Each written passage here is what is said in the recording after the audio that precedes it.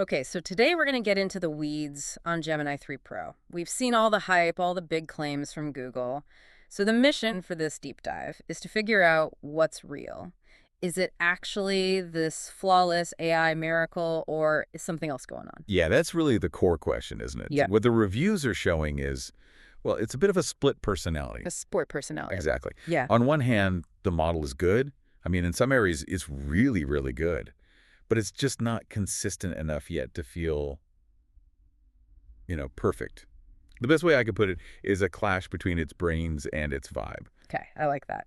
Let's start with the brains then, the good stuff. The reviews all seem to agree it has some serious professional and technical strengths. Oh, absolutely. This is where it shines. We're talking about real intellectual heavy lifting. Like what specifically? It's fantastic at heavy reasoning, taking a really complex idea and just breaking it down piece by piece. Hmm. And it is excellent at analyzing long documents. Huge amounts of information. It just doesn't melt down. And the mixed inputs too, right? Yeah. Images and text together. Yes, that's a huge one. It handles that combination really well. So if your work is research, technical analysis, anything that's logic heavy, this model is, it's built for that. That's a powerful resume. It sounds amazing, which makes me wonder, if it's so smart, why are people flagging these basic problems? What is this vibe issue you mentioned? Right, and that's the confusing part. You take it out of that technical, analytical world, Yeah. and you just try to have a normal conversation with it, and it can feel stiff Stiff, like robotic. or just generic. Yeah. Overly formal, like it's trying way too hard to be safe or proper.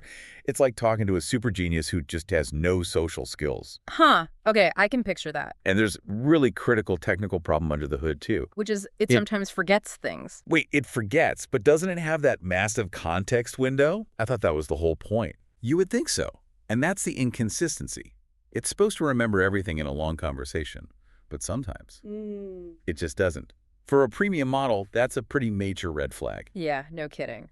Okay, so let's pivot a little. Let's talk about action. What about its ability to actually do things? This idea of agentic behavior. Right. So agentic behavior is basically asking the AI to not just give you an answer, but to plan and execute a series of steps on its own.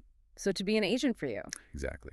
And here, it's another mixed bag. If you ask it for something simple, like a little code snippet or an explanation, it's pretty good. But the bigger tasks. That's where it struggles a lot. Yeah. When it tries to run a multi-step project or plan its own actions, it can get confused or just go off in really strange directions. So the bottom line is, Look- you have to watch it. You absolutely have to supervise what it's doing. You shouldn't trust it to run on its own. Yeah. Not yet.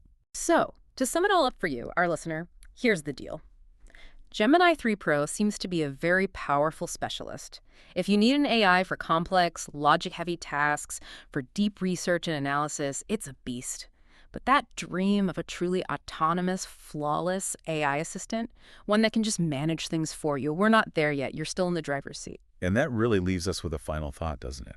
If even the most advanced models out there still need a human looking over their shoulder to plan a few simple steps, what does that tell us about the real complexity of general intelligence? It makes you wonder, how much longer will that human supervisor role be the most critical part of the whole process?